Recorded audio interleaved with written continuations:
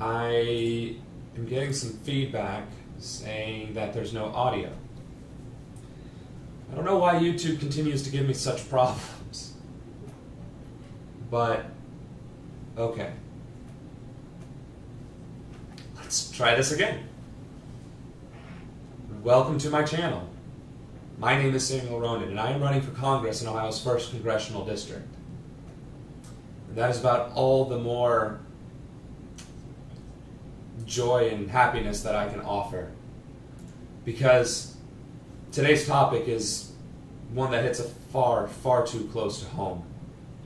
You see, there was a Nazi rally, a white supremacist rally, a white nationalist rally, an alt-right rally, if that's what you want to call it, this past weekend in Charlottesville, Virginia, that resulted in the death of 3 people and the injuries of over a dozen more. Now, I want to qualify that a little bit with a bit of perspective and background.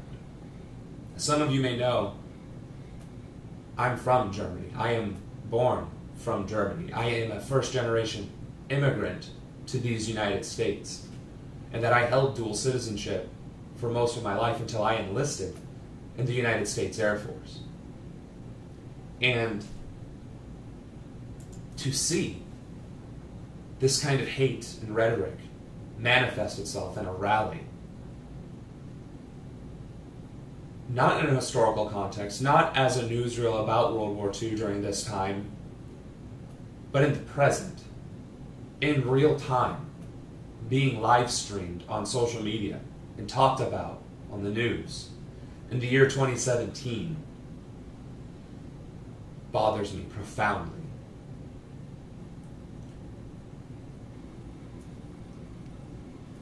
What I have trouble understanding is that this rally was even allowed to occur in the first place.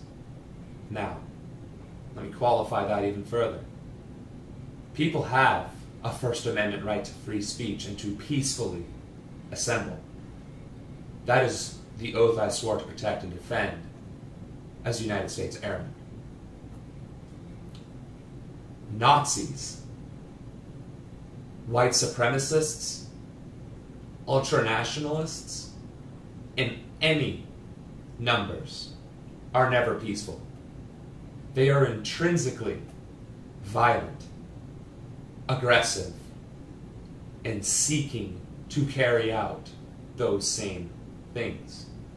There can be no peaceful assembly when the entire purpose of that assemblage is to spew forth hate, vitriol, and to call for violence and action against other people. What's even more concerning is the response of law enforcement towards these demonstrators who were armed, who were aggressive, who were abrasive, and who in fact did surround and beat people of color on a university campus. One of whom drove a vehicle through a counter-protester, killing 3, injuring 19 more.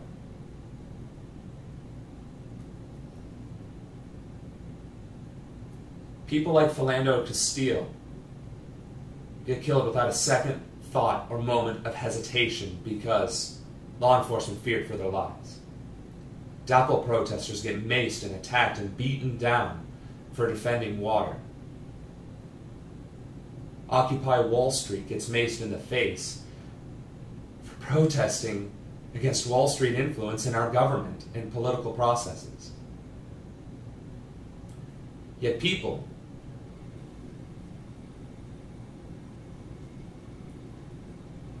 I think it's also important to mention the civil rights movement and the Vietnam War protesters, who were also treated with the same type of violence and abrasiveness that we're seeing today. Peaceful protesters, sit-ins, condemning racism and fighting for the desegregation of schools was met with violence, was met with beatings, was met with pepper spray and threats. Protesting the Vietnam War, the same thing. Beatings, macing, arrests, and threats. Buses getting bombed and set ablaze while people died, burning alive. That is the response peaceful protest gets in this country. But when the KKK assembles, or Nazis, or white supremacists, or the alt-right, they are treated with dignity, respect, and leniency from law enforcement, from many elected officials, and in fact, our fellow countrymen.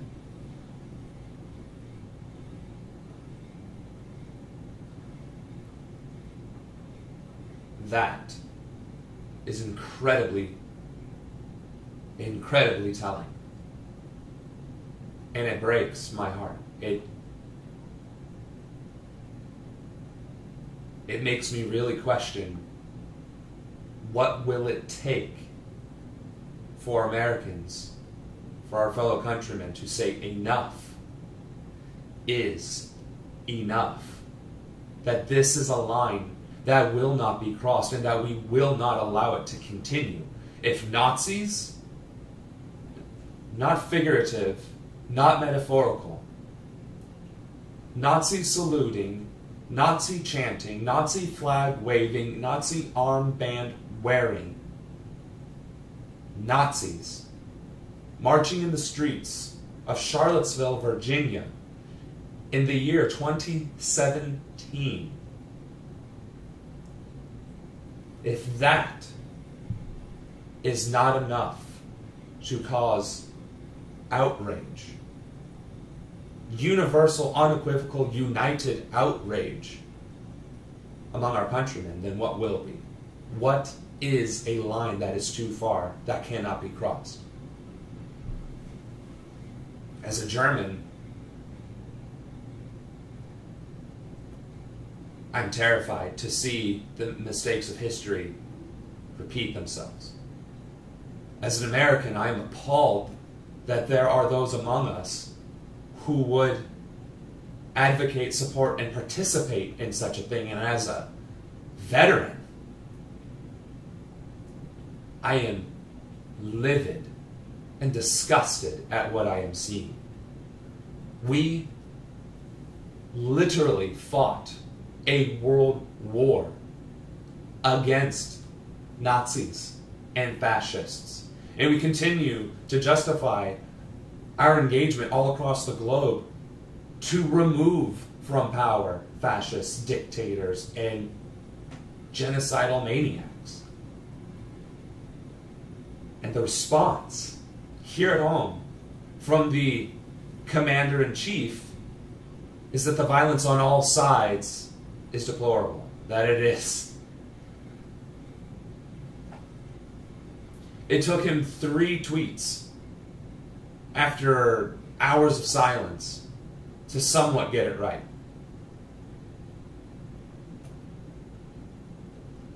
I'm sorry, but as I said before, the right to free speech and to peacefully assemble is a protected First Amendment right. But hate can never be peaceful. You can say whatever you want. You can say you hate whatever demographic you like. You can say that. But when you and like-minded people gather saying those same things, that is an immediate threat to everyone that you are directing those words towards. The entire Jewish community right now has to question. There are people living today here in the United States of America who survived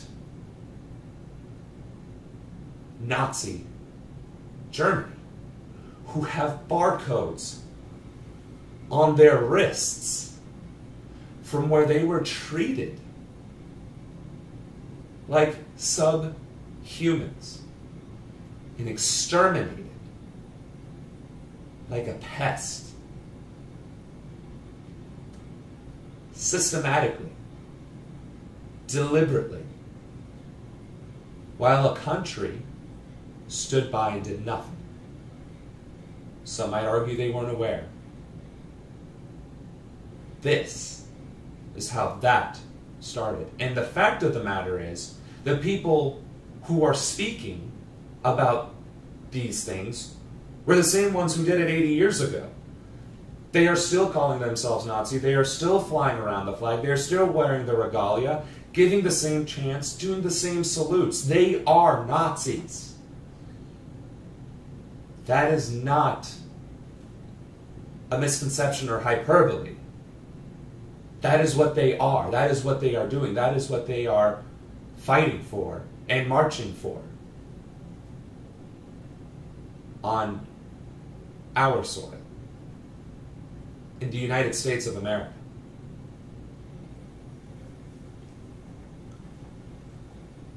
I am ashamed that we are not universally and diametrically condemning these actions. But that's exactly why people like me, like Bernie Sanders, like many other men and women watching this and posting on social media and going to these counter-protests and going to the vigils, it's why people like us cannot, for 1 second, give up, be complacent, or stand idly by.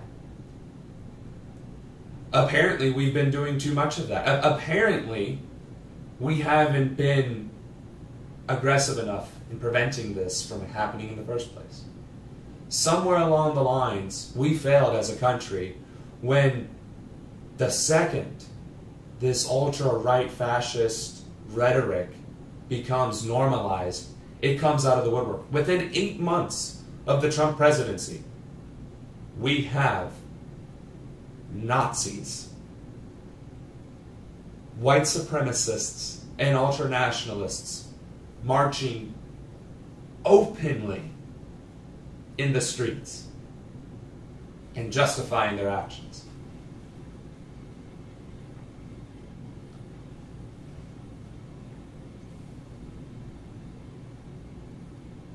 This is a dark day in American history, and I imagine it's only going to get darker. We are in a historic moment. There are so few instances in one's lifetime where you can say that this is a moment that will be in the history books, that will be remembered, and that 20 or 30 years from now, I'm going to have to respond for my actions of those days, of those years, of those months, of that time. That I will have a responsibility and an obligation to tell the generations that came after what I did and where I was when this happened.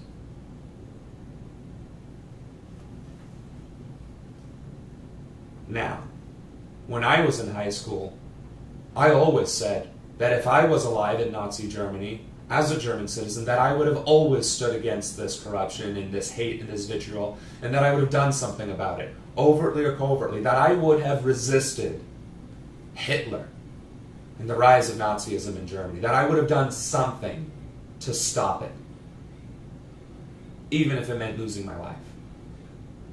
I am relieved, if not disgusted, that I have been put to the test and that I have passed that test. I should never have been put to that test, and no one in this country should have been put to that test, because that test should have never, ever existed in the first place. It should not be a test to have to relive Nazi Germany and the genocide of the Jewish people. It should not be a test to have to witness the civil rights movement be reborn because of the violence and the rhetoric and the vitriol of the far right coming to prominence once again in our country. These are not things that we should still be discussing.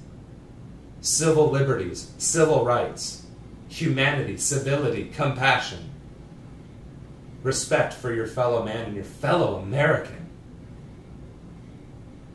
But yet that test is upon us. And it is up to us to pass or to fail that test and to live with those consequences. I will not tolerate, I will not stand for, and I will not condone this assemblage. I absolutely denounce white supremacy, white nationalism, Nazism in the United States of America. I condemn it in its entirety. And I think those people should be held accountable for their actions and the results of their assemblage. Because their assemblage, I don't personally believe, is protected under peaceful assembly. Because again, assembling for hate and threatening violence through that message of hate and threatening violence is not peaceful. And my opponents are more than happy to use that against me. Both Republicans and other Democratic candidates who may eventually run against me. Please try and condemn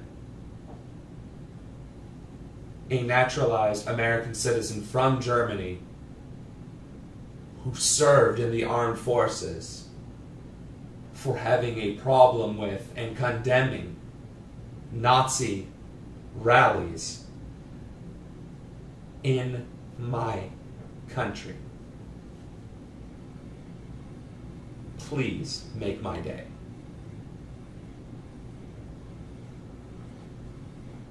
For those of you who have been defending the First Amendment and the free speech argument of these people, I hope you take my perspective into consideration when you choose to repeat those statements or those arguments. Because it comes awfully, awfully close to Nazi sympathizing. And quite frankly, there's enough cruelty and sorrow in this country that we do not need to proliferate it by normalizing Nazi rhetoric in our media and in our day-to-day conversations. So with that being said, I'd like to take a moment to remember the fallen who died at the hands of Nazis. I don't know all of their names, but I do know one name, and her name was Heather. So if we could just, moment of silence.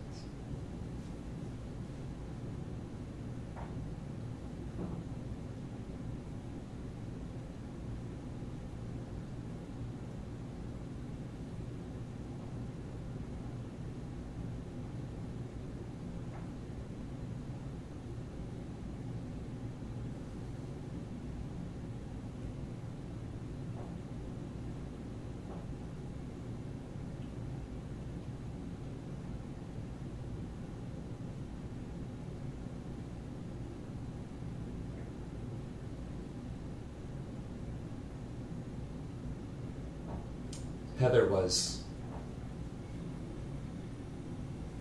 arguably everything we should aspire to be. Compassionate and fearless. Those two things are not mutually exclusive. Courage and compassion absolutely go hand in hand. And in some ways more so than courage and being able to fight, or to be under fire, or to run into a burning building and save lives. Compassion and courage and fearlessness. I wish, I hope that I can live up to her example, because she set an incredibly high bar. So did everyone who was there that day and faced down that act of violence.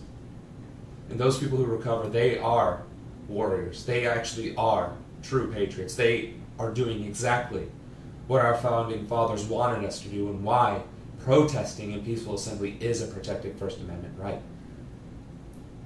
So that people can see where they should stand,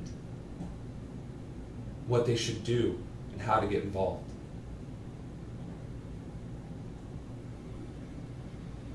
Hate is taught, ladies and gentlemen. So that means love and compassion can be taught as well. It's harder. It's harder to change the way someone thinks and feels and acts, but it can be done. And that's an important fact to know, even if it is a difficult one to pursue, because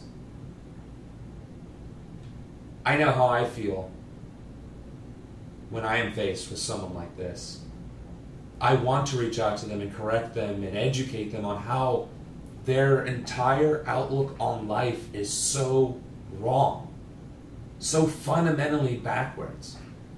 But then they just continue to spew the filth and the hate, and I do not have the restraint or the emotional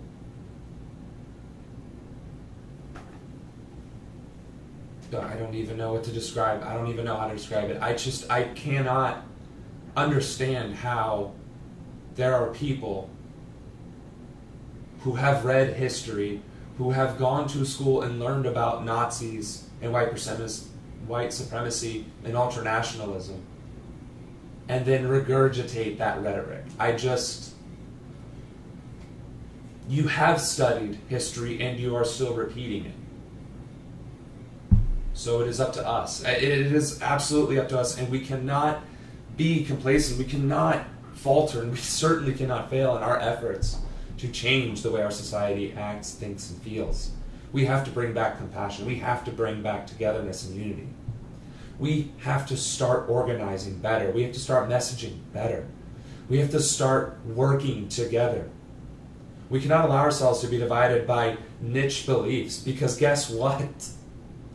We're divided over fighting for this social problem, or this scientific issue, or this whatever problem. Climate change, clean energy, women's rights, the right to vote, ending gerrymandering, getting money out of politics. We're all fighting arguably for the same thing, but we're focusing on our own issue.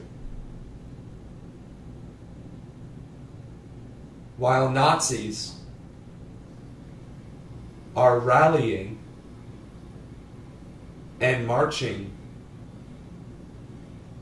in the streets, and their message is growing stronger.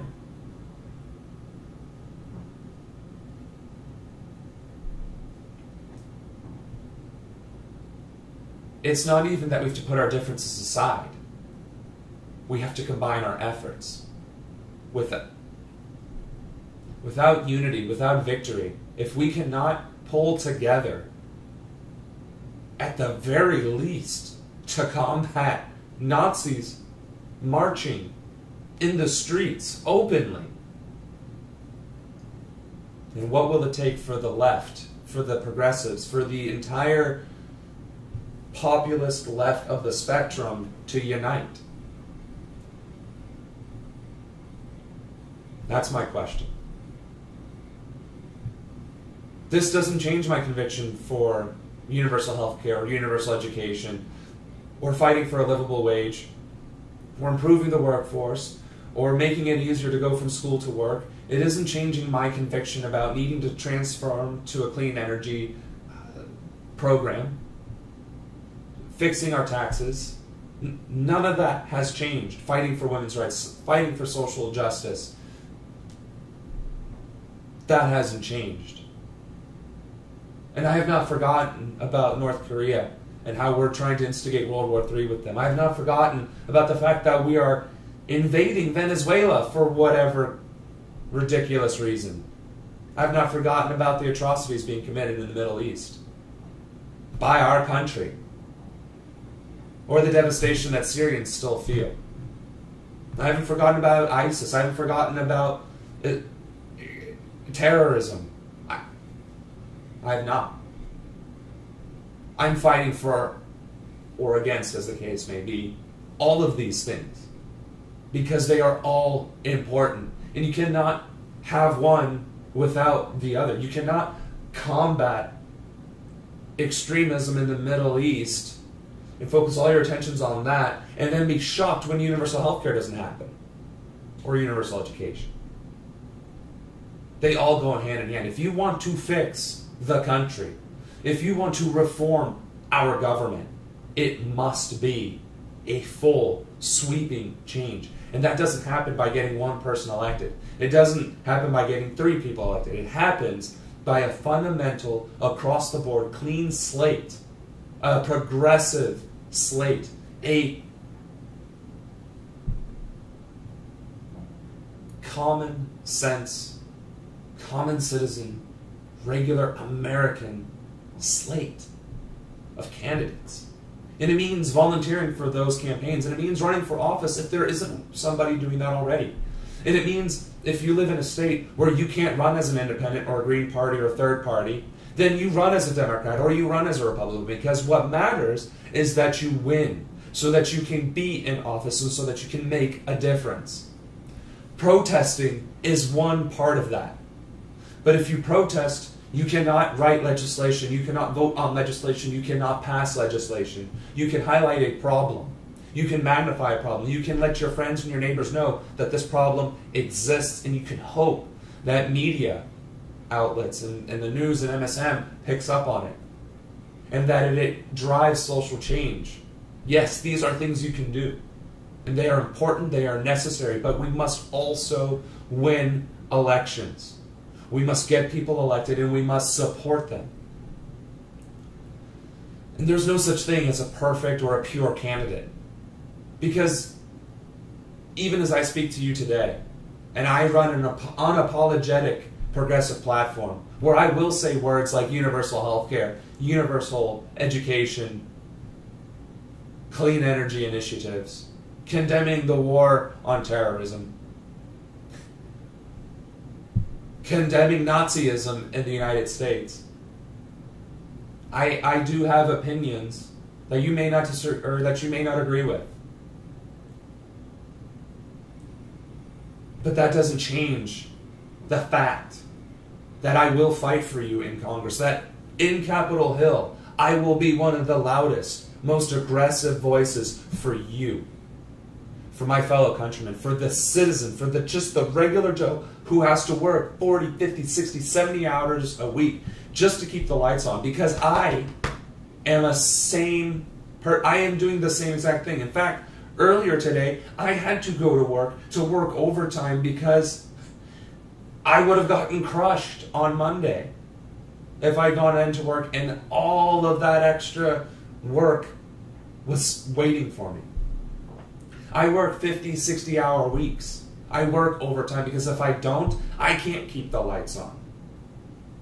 I know what it's like to have to choose between bills and food. I know what it's like to max out your credit card, clean out your bank account, and have to call someone for help so that you can eat or that you can keep the lights on.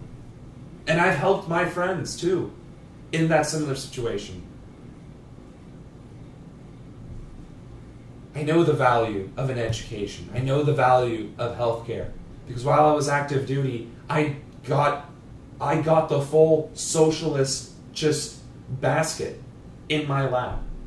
I basically got universal basic income in the form of BAH and BAS. I had universal health care. I had universal education. I have a GI Bill. I know that these things matter, that they will benefit every single man, woman, and child in this country, and that it will benefit those who are disenfranchised the most, the ones who are systemically oppressed,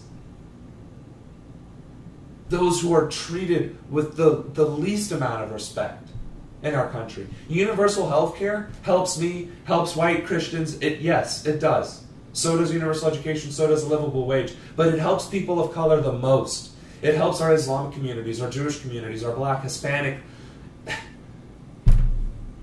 It helps those who are kept under the thumb of our government, who has things in place to keep them out of the workforce, out of the school systems, and at a lower level of society. I have white privilege. I admit that. Even though I am an immigrant, I'm white. I get that. So I am obligated to use that strength and that privilege to fight for equality and equity. And that is exactly what I'm doing. We must all do that. Across demographics, across spectrums, across nationalities, we have to start working together and elevating each other as people, as human beings. I can't believe that that's too much to ask. It seems to be, because we're seeing hate and vitriol and division increase exponentially, even among our own circles.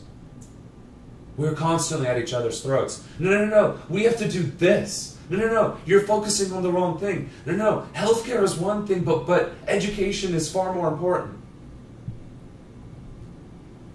There are Nazis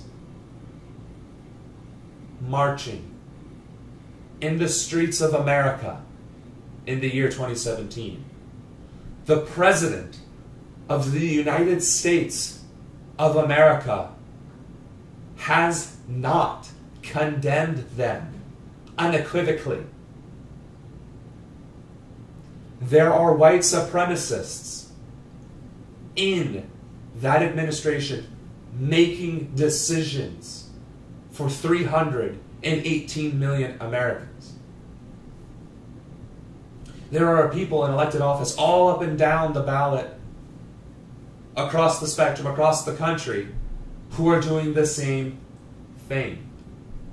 This is not just Trump. Trump is a symptom. He is not a problem. Or he isn't the problem. He's a symptom. He's a result of. The problem is that we, as a country, do not take action in a united front when we feel that our voices aren't being heard, that we feel like our difference that we're trying to make is falling on deaf ears, becoming ineffective, that our vote is weak, that our ability to protest is being ignored, that our petitions are being ignored. We allow ourselves to be disheartened instead of redoubling our efforts and combining those efforts.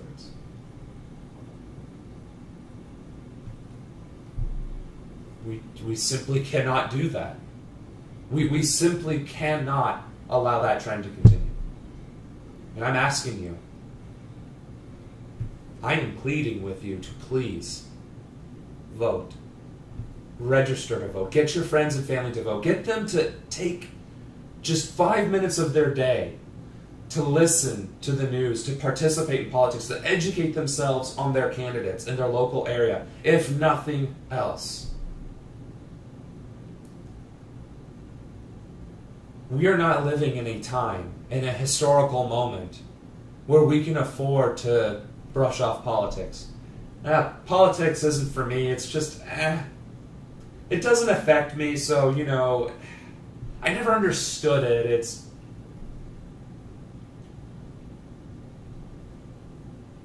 Nazis are secure enough and brazen enough and confident enough in the way things currently stand in our society to not just apply for a permit for a rally, to not just organize and advertise such a rally, but to hold that rally in broad daylight without any sort of mask or mystery and spew their hate in public without any fear of reprisal, while law enforcement obliges and validates that no fear of reprisal.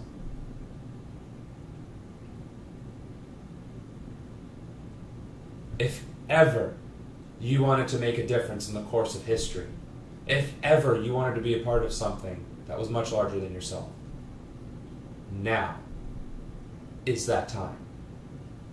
2017, 2018 elections, those are the things you can make a difference in. You can find out who your candidates are. You can support them. You can volunteer for them. You can phone bank for them. Or you can become one of them. You can run for office. I'm doing it and working full time. It can be done. It's not easy. It is many, many times frustrating, but it can be done. But there's so much you can do.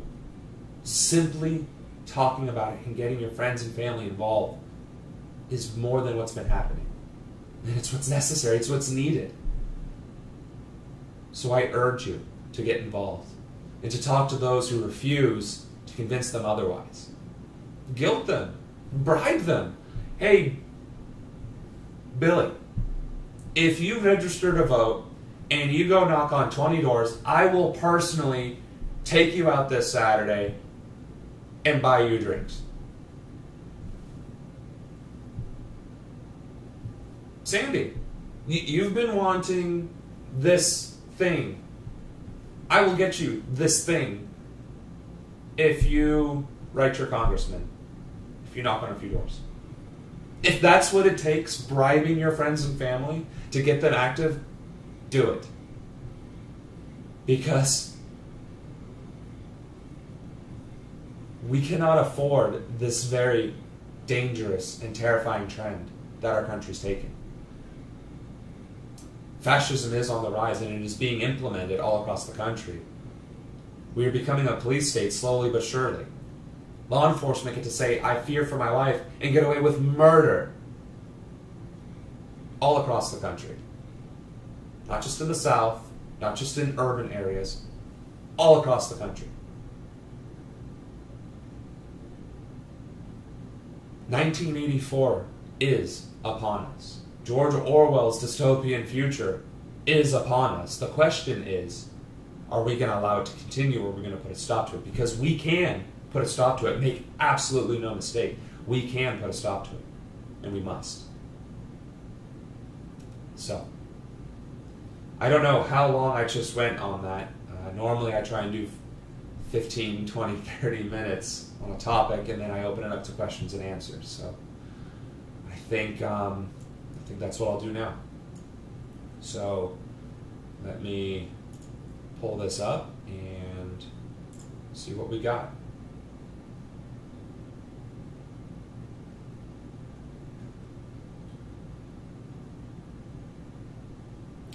Yeah, chaos is a ladder. I believe liberal values will win in the free marketplace of ideas, but you have to have a free marketplace of ideas in order to have a conversation. You're right. And part of that, again, unapologetic progressive platform, I'm all for universal health care. You know, Medicare for all is a great first step. I want to take it to that next level. Well, I can't have that conversation with some of my conservative constituents because my district is like a +6 Republican district. But I can still talk about universal health care and Medicare for all to a conservative. I just have to say it in such a way that they will understand it. And that's the free marketplace of ideas. We have to be on the same page. And we have to speak each other's language. That doesn't mean you have to acquiesce to me, and it doesn't mean I have to acquiesce to you. It means that we have to work towards conversing so that we can be on the same page. Now, there are some subjects that there is no middle ground, that there is only one side or the other, and some of those subjects are including, but certainly not limited to, Nazis marching in the streets of America. That is wrong. That is just unacceptable. No argument that does not involve condemning that fact is valid. Anyway.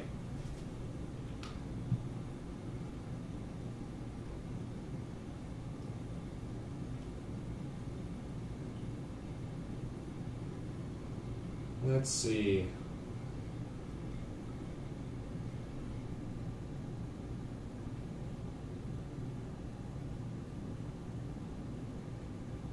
Yeah, Jeremy Elwood, you're right. And I mean, I think I made that point earlier, but yes, we do need to have elected officials who condemn it, because what's happening is that there are, of course, elected officials who are condemning it, but there are also those who are silent. And that number is growing. And then there are those who are even supporting it, and that number is growing, which is allowing it to be normalized in society.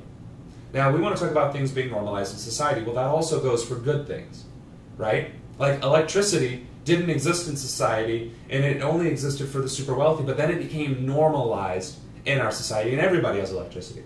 Same thing with water, same thing with plumbing, same thing with heat and insulation and having a house and a home that actually has 4 walls and windows.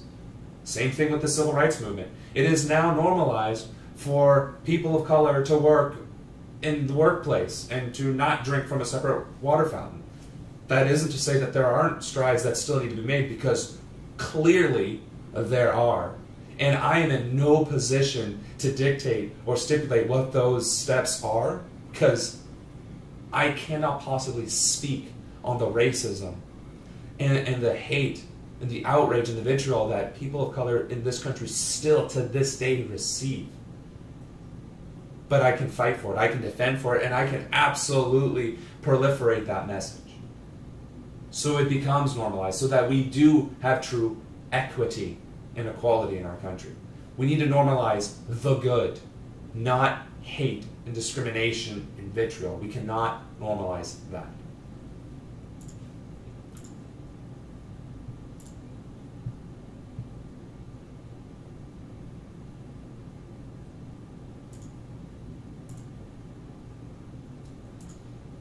Looking for a couple more questions, comments, and concerns here.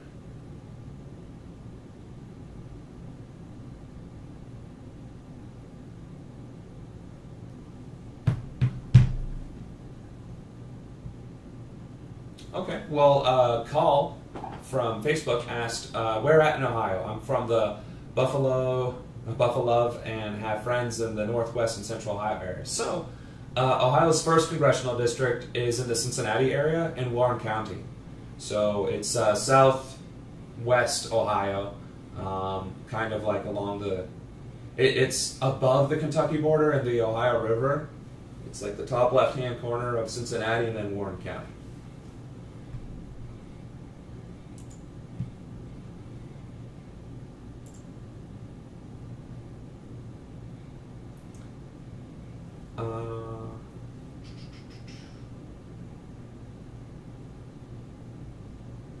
Well, thank you for the support. I mean, you guys, all over the country too. Michigan, California, Northern Ohio.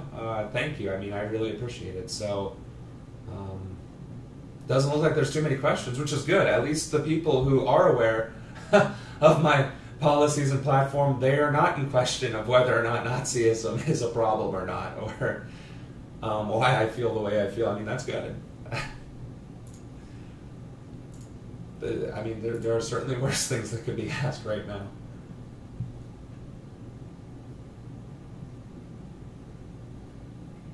Right, so Jeremy, you're asking the tough question, and I think I brought it up.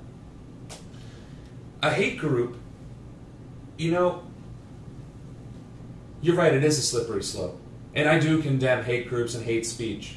I think the words, the hateful words themselves, that's protected under First Amendment. Absolutely. You can be an asshole. You can absolutely be a deplorable, despicable human being and spew whatever filth and hate you want on the internet, to your neighbors, out your window, to your cat, whatever.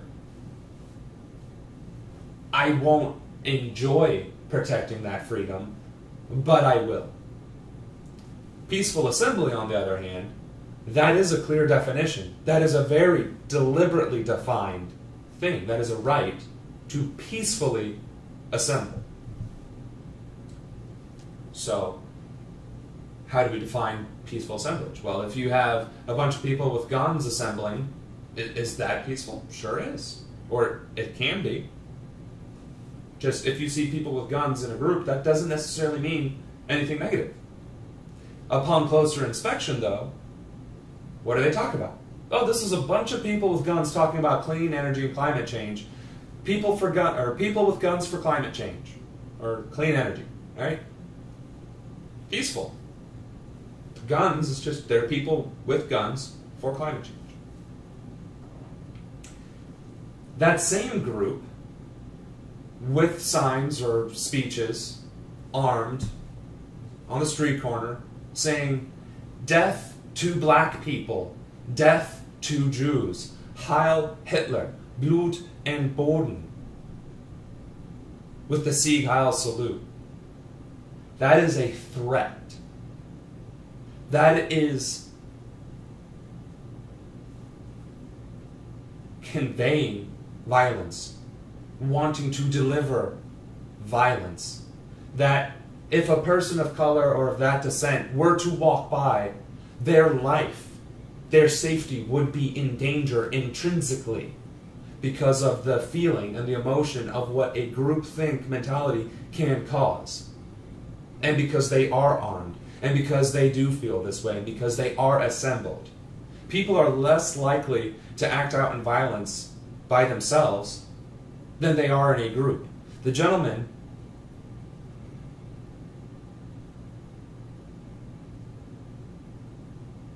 threw up in my mouth a little bit saying that.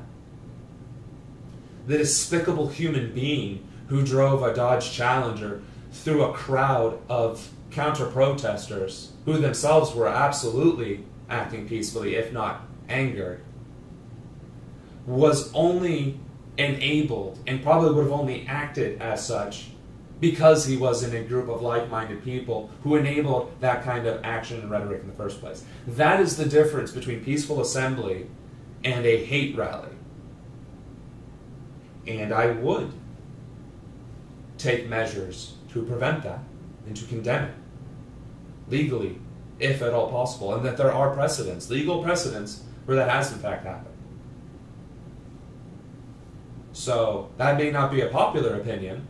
It may be an opinion that can be used against me, but it exists in other countries, say Germany, where you are fined for uttering Nazi rhetoric because it is traitorous to not only the country, but also indicative of a violent genocidal act and group who carried out one of the most heinous and deliberate acts of genocide in human history.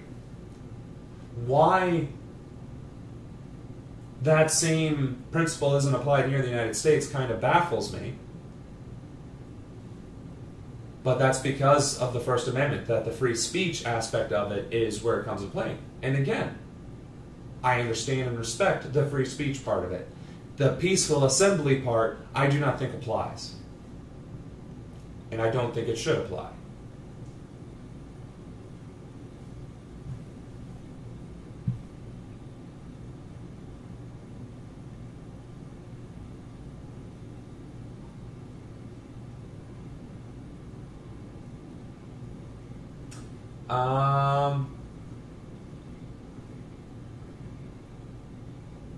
Elizabeth, you know, the mayor could still endorse me. I mean, if de Blasio wants to endorse me, I mean, I can't tell him no, right? Free speech. We're just... My personal opinion on the de Blasio endorsement is I think it would be good if he reached out to progressive candidates. But I think he should also apologize for the scandal that's currently unfolding and for putting himself in a position, especially being recorded, where he really didn't live up to his own promises. I think that's something that can be forgiven, or at the very least that it can be worked with. So we'll see what happens in the future. I don't hate the man, I have nothing against the man. As far as that endorsement concerns, it is what it is. You know, there's people whose endorsements that I absolutely would not accept. For instance, David Duke. If he felt the need for whatever reason to endorse me, I would vitriolically condemn him in every form or fashion that I could. But if, say, the DNC's endorsed me, I don't necessarily agree with all their policies or all that they have done, but I would accept that endorsement. I would continue to say that thank you for the endorsement, but I will continue to push for reform within the party, and that is not going to change. So I just thought I should kind of mention that. So Robert, I'm probably going to mess your name up. Robert Pacuri? What's up with militia people who have guns explicitly to attack government if they felt the need to do so? Now see, that's interesting too. Gangs could technically call themselves a militia. They technically could, because they are armed, they are organized because the government has failed them, or for various other reasons, and that they train to fight against the established government and systems because they fundamentally disagree with it. And that is a protected right in the Constitution, that the people have the right to overthrow their government. That is a right. It is also the right to bear arms. But a well-regulated militia part is the part that's specifically defining that protection. So, what is a well-regulated militia? Is it a gang? No, because who do they report to? Who goes over their training and their responsibilities and the chain of command and so on and so forth? No one, just the gang members themselves. They're not beholden to anyone but themselves. A militia is beholden to the community and the local area, right? And arguably the country. These right-wing, militias like the Bundys, are they well regulated? No. They do not have a commanding officer. There is no structure. There's no rhyme or reason. In fact, they killed each other. They did attack each other. So clearly there isn't even regulation among their own groups. So that's not a militia, other than in name. I hope that answers the question.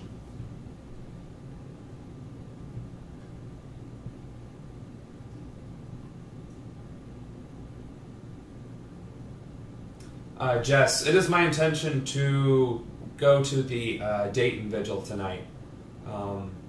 There's several going on in Columbus and Cincinnati. It was just a question of, honestly, I debated doing my live stream from one of those vigils, actually. I mean, I honestly considered I should probably just do this vigil in Cincinnati, or the live stream from the vigil in Cincinnati, but I didn't want to feel like, I didn't want to give off the impression that I was taking advantage or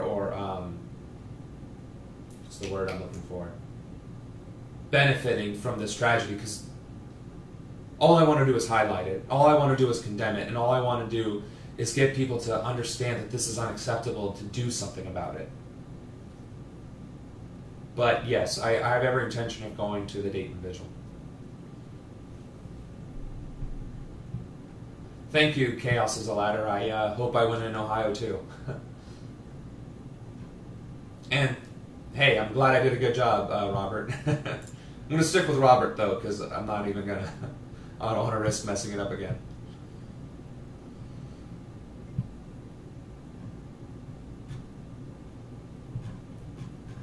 Let's see. Any more questions?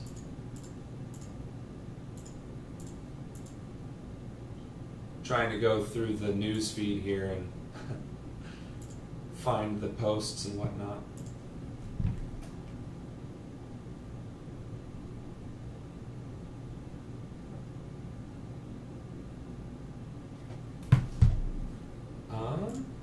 So, I think it's been about an hour anyway, and I think we had a really good, well, I guess we didn't have much of a conversation. It was definitely a one-way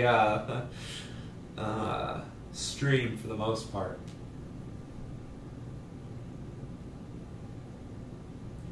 Yeah, Elizabeth, you don't have to go through all that. We're in contact with the political director, so, and the team, the campaign is discussing it, and we're in contact as well, so don't worry. What you could do, though, we've been wanting to reach out to Tulsi Gabbard and Bernie Sanders and his staffers, Ronan and all them too, so by all means, help us put together a list of contacts for the progressives that are currently elected. We would absolutely welcome that kind of assistance. I mean, please, if you want to do the research and the work, I'm not going to stop you there.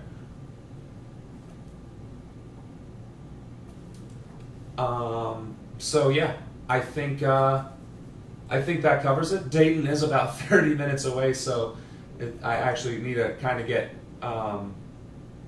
get ready and get dressed so I can head out there. So I think this sums it up. Again, my name is Samuel Ronan. Ronan for Congress. I am running in Ohio's 1st Congressional District. I will be running as a Democrat in the primary, and I will hopefully be winning as a Democrat in the general. I'm running as a Democrat because of ballot access issues and because it is the simplest path forward. And there are some aspects of the Democratic platform that I do agree with. But you know what? There's plenty that I don't agree with and that I wish were changed and that I hope to fix once I'm in office.